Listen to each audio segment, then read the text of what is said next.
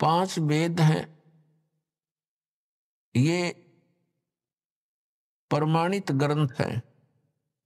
ऋग्वेद, सामवेद, यजुर्वेद, अथर्ववेद, ये तो well known है। और 5वां जो सूक्ष्म वेद है वो परमेश्वर ने स्वयं आकर के बोला है अपने मुख कमल से।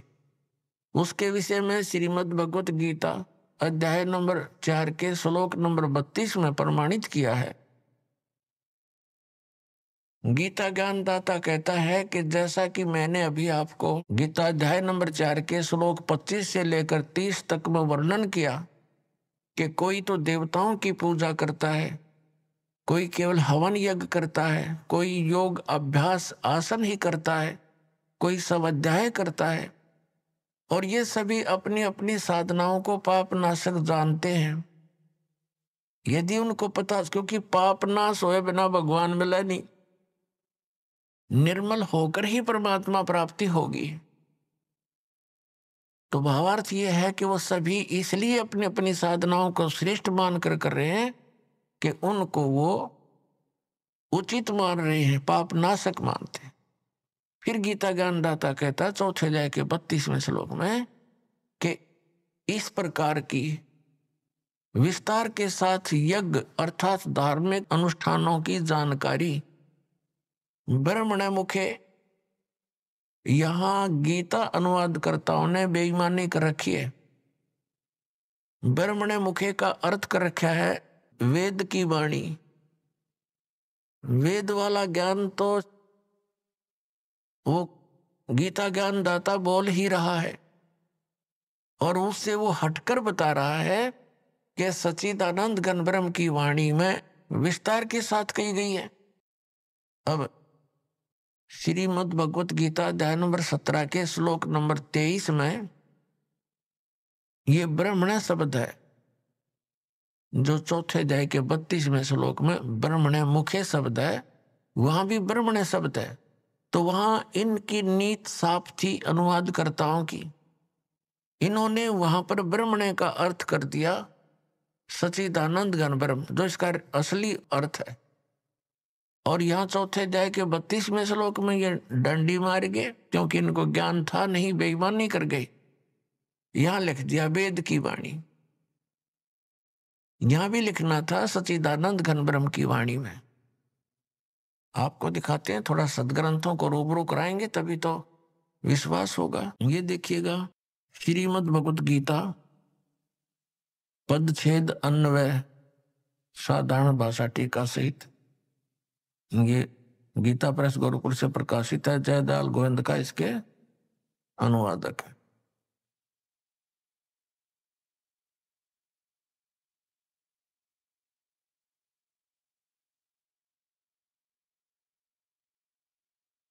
ये अध्याय नंबर 4 है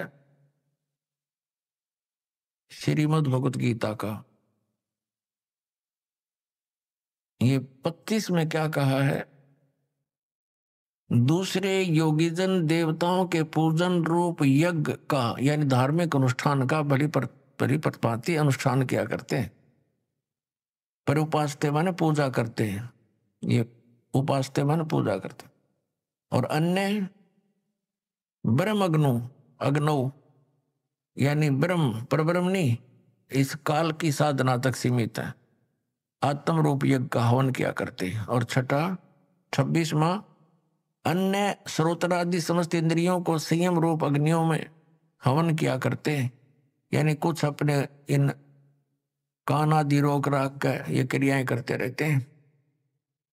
दूसरे योगीजन शब्द आदि शब्द सप्रस रूप रसगंध इन समस्त विषयों को इंद्रिय रूप अग्नि में हवन किया करते हैं, यानी अपने संयम साधना में लगे रहते हैं। दूसरे योगीजन इंद्रियों की संपूर्ण क्रियाओं को और प्राणों की समस्त क्रियाओं को, श्वासों की, प्राण माने श्वासों की, ज्ञान से प्रकाशित आत्म संयम रूप योग रूप अग्नि में हवन किया करते हैं। हवन माने साधना करते हैं। और कई पुरुष दर्व संबंधी यज्ञ करने वाले हैं, यानी द्रव्य संबंधी माने धन से होने वाला। जैसे कोई भंडारा कर दिया कि तक कंबल बांट दिए,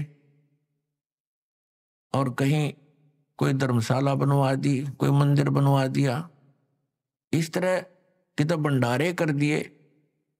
इस तरह कहते हैं कुछ एक इस प्रकार की साधना करके संतुष्ट है कि हमने बहुत कुछ कर लिया। द्रव्य संबंधी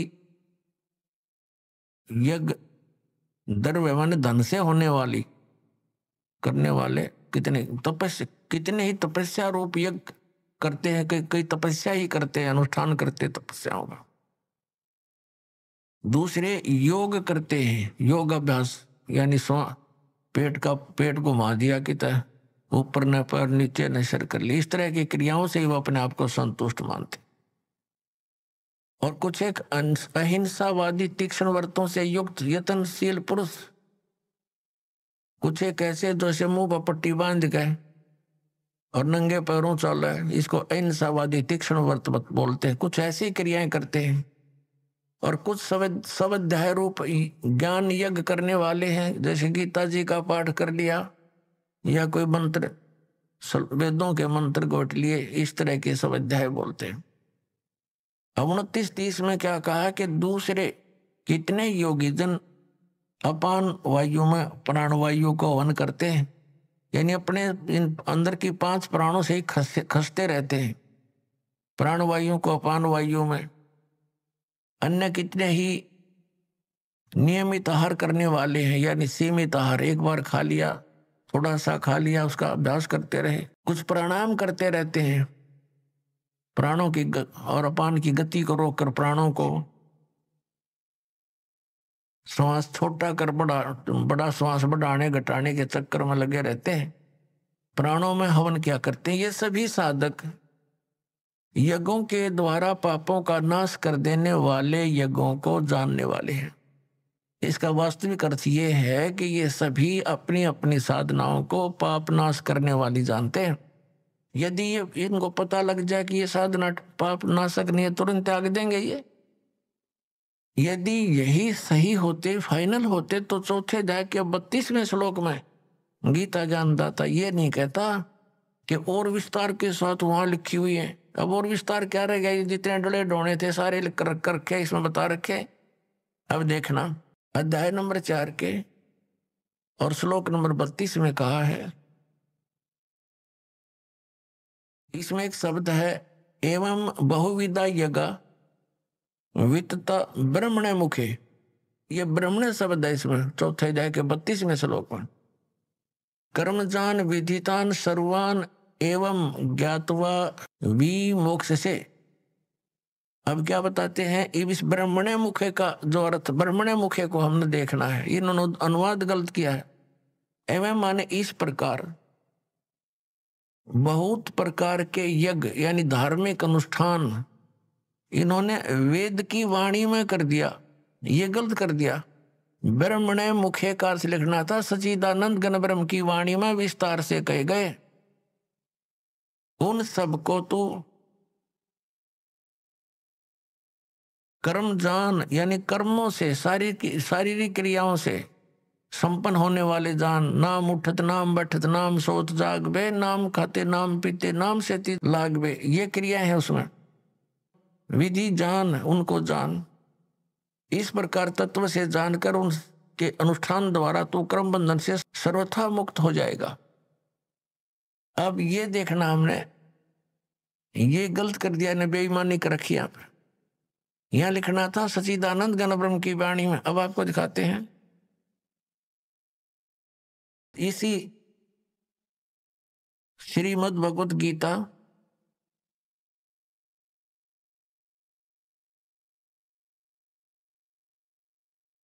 अध्याय नंबर 17 के श्लोक नंबर 23 में।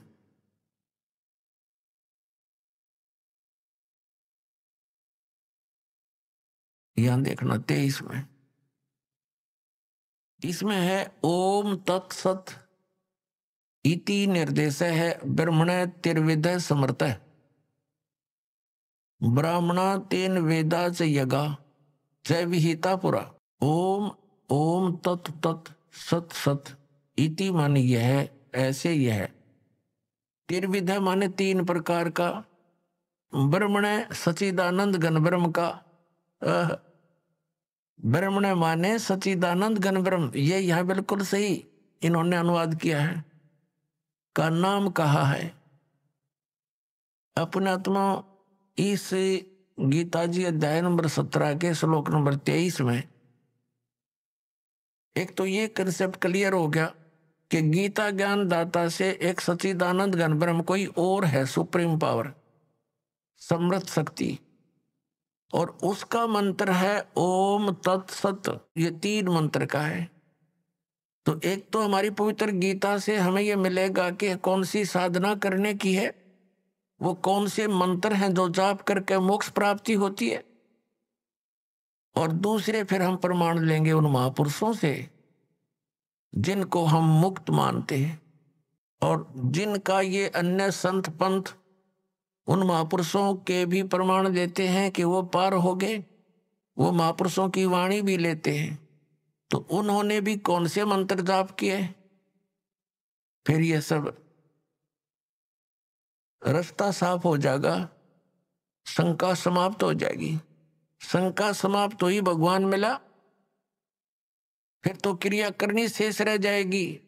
और वो क्रिया इतनी आसान है, चलते फिरते उठते बैठते भगवान का कभी कितना ही भजन कर लो, काम करते करते, और अंतिम सांस तक साधना करनी है, भगवान साथ लेकर जाएगा आपको सतलोक में।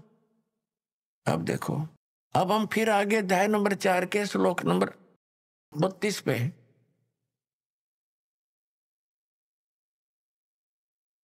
ये 32 पे, अब इसमें है इस प्रकार बहुत प्रकार के यज्ञ माने धार्मिक अनुष्ठानों की जानकारी ब्रह्मणे मुखे यहां लिखेंगे हम सच्चिदानंद घन ब्रह्म की वाणी में विस्तार के साथ कहे गए हैं। उन सब को तू कर्म जान, यानी शारीरिक क्रियाओं द्वारा संपन्न होने वाले जान। इस प्रकार तत्व से जानकर उनके अनुष्ठान द्वारा कर्म बंधन से सर्वथा मुक्त हो जाएगा। अब इसका तात्पर्य यह है कि गीता ज्ञानदाता, गीता अध्याय नंबर 4 के श्लोक नंबर 32 का सारांश है कि गीता ज्ञानदाता कह रहा है कि एक सच्चिदानंद घन ब्रह्म की वाणी में, जो उस सच्चिदानंद घन ब्रह्म ने यानी परम अक्षर ब्रह्म ने, पूर्ण परमात्मा ने आकर अपने मुख कमल से जो ज्ञान दिया है, वो वाणी मुखे, मुखे माने मुख कमल से उच्चरित वाणी में, मुख से बोले गए उस ज्ञान में वो विस्तार के साथ कहा गया, और उसको जानने के बाद फिर पूर्ण रूप से सभी प्रकार से तो सब कर्मों से मुक्त हो जाएगा। अपनात्मा ये तत्व ज्ञान है जो सच्चिदानंद घन ब्रह्म की वाणी है। ये सूक्ष्म वेद है, 5वां वेद है, और जिसके विषय में गीता ज्ञान दाता अनभिज्ञ है, कहते हैं उसकी वो जानकारी तो कोई उसका रिप्रेजेंटेटिव सच्चिदानंद घन ब्रह्म का जो दास होगा, उससे परिचित जो संत होगा, वो बतावेगा। उसके लिए चौथे अध्याय के 34वें श्लोक में कहा कि उस तत्व ज्ञान को जो सच्चिदानंद घन ब्रह्म की वाणी में है, जिसको परमात्मा ने, सच्चिदानंद घन ब्रह्म ने, परम अक्षर ब्रह्म ने, सतपुरुष ने स्वयं आकर के बोला है, वो तत्व ज्ञान है। उस ज्ञान को तू तत्वदर्शी संतों के पास जाकर समझ। ये देखिएगा चौथे अध्याय का 34वां श्लोक।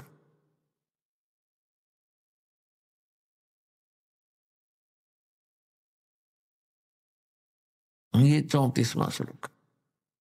उस ज्ञान को जो सच्चिदानंद घन ब्रह्म ने स्वयं आकर के बोला है, उस ज्ञान को, उस तत्व ज्ञान को तू तत्वदर्शी ज्ञानियों के पास जाकर समझ। उनको भली भांति दंडवत प्रणाम करने से, उनकी सेवा करने से और कपट छोड़कर सरलता पूर्वक प्रश्न करने से वे परमात्म तत्व को भली भांति जानने वाले ज्ञानी महात्मा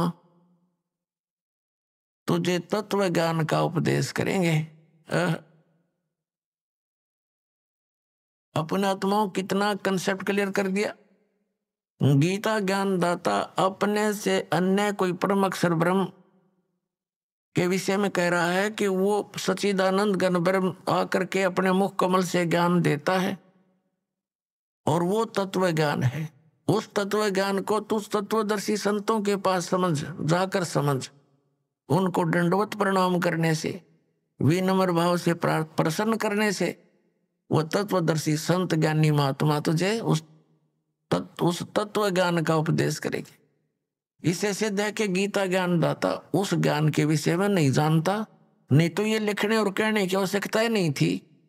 ये कह देता कि अगले अध्याय में लिखता हूं, उसमें पढ़ ले, इतनी सी बात थी। ये नहीं जानता, इसने उस ज्ञान को, पांचवें वेद को नष्ट कर दिया था और उसको प्रदान करने के लिए परमात्मा स्वयं आते हैं।